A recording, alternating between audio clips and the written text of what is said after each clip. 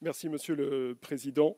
Monsieur le Premier ministre, Madame la Ministre, Monsieur le Ministre. Le 29 janvier 1957, Léopold Sédar Senghor s'exprimait dans cet hémicycle sur le nouveau cadre juridique concernant les 7 millions de kilomètres carrés, plus de 10 fois la superficie de la métropole, connue sous les dénominations d'Afrique occidentale française et d'Afrique équatoriale française, auxquelles s'ajoutaient le Togo et le Cameroun, deux anciennes colonies allemandes placées par la Société des Nations en partie sous tutelle française. S'inquiétant de la volonté manifeste du pouvoir central parisien déjà de balkaniser l'Afrique noire et d'assez mal régler la nature des liens qui devraient désormais unir les peuples d'Afrique aux peuples de France, Léopold Sédar Senghor terminait néanmoins son discours par une note d'espoir. Je vous dis que la France est un arbre vivant, ce n'est pas du bois mort promis à la cognée. La récente gifle infligée par le Mali au gouvernement français nous dit autre chose. En venant bien trop tardivement au Parlement, parce qu'il est trop tard, vous vous êtes privé de l'avis éclairé du peuple de France qui vous aurait dit il y a fort longtemps que c'est assez de cette guerre. Le Mali, pays souverain, nous demande de partir. Notre seule solution est donc de partir. Mais le mal est fait.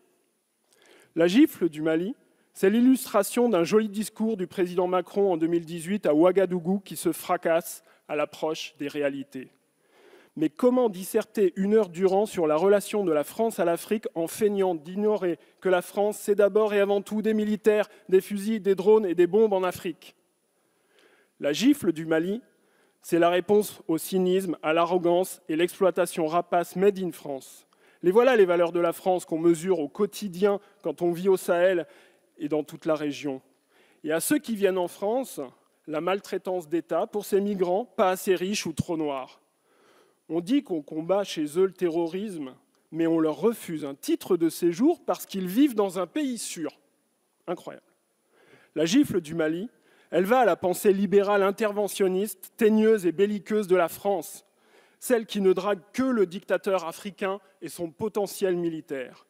La gifle du Mali, elle va à l'État français qui a privatisé sa politique étrangère pour l'intérêt de quelques capitaines d'industrie arrogants quand le peuple de France, lui, n'en bénéficie plus.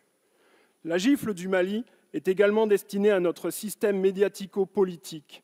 Ministres et parlementaires Godillot, plateau de France 24, RFI ou de la chaîne parlementaire célèbrent dans une connivence coupable leurs mensonges pour nous expliquer que certains troisièmes mandats sont bons, d'autres pas. Certains putschistes défendent la liberté aux côtés de la France et d'autres pas. La com pour seule boussole. Les réseaux sociaux ont balayé la propagande française cachée derrière ce marketing ridicule du pays des droits de l'homme et de la démocratie, quand nous sommes en réalité le troisième pays le plus gros vendeur d'engins de la mort de la planète. La gifle du Mali, c'est le réveil d'une conscience nationale malheureusement cimentée par ce sentiment anti-français que vous avez continué de laisser prospérer. Être continuateur de l'erreur, c'est commettre l'erreur en l'aggravant. La gifle du Mali, c'est le signal donné à tous les autres pour en faire de même. Tchad, Niger, Burkina, Mauritanie, Sénégal, Cameroun, Côte d'Ivoire, Gabon, Congo viendront à leur tour. Mais pourra-t-on leur donner tort? Notre mauvaise malice en Afrique a une histoire coloniale. Notre mauvaise malice en Afrique a une histoire prédatrice et aussi clientéliste. Un seul exemple. En 1953, Sylvanus Olympio, président du Togo, lequel avait eu l'audace de déclarer à l'AFP « Je vais faire mon possible pour que mon pays se passe de la France », est assassiné.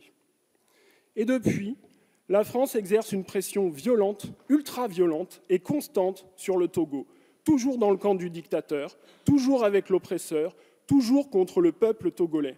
Rien d'étonnant à cela. Plus la France s'adresse à un petit pays, plus sa prédation est immense.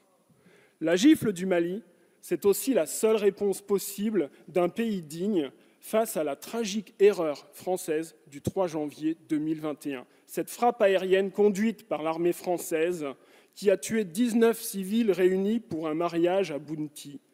Ce sont les enquêteurs de la MINUSMA et de la police scientifique des Nations Unies, après de minutieuses investigations, qui affirment cela. Ce n'est pas moi.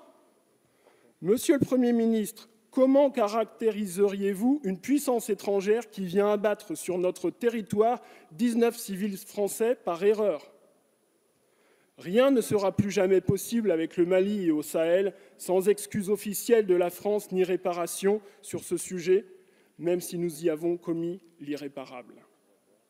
À l'heure où le bruit des bottes gronde du côté de la Russie, comment penser les défis de demain sans l'Afrique depuis ce petit pays qu'est devenu la France? Monsieur le Premier ministre, je veux vous dire que les citoyens de tous ces pays d'Afrique ou des diasporas qui sont en France, bien qu'ils aiment la France, voient en elle la grenouille qui se veut faire aussi grosse que le bœuf. Et je m'interroge de savoir s'il n'est pas déjà trop tard pour la France à vouloir être encore un partenaire privilégié.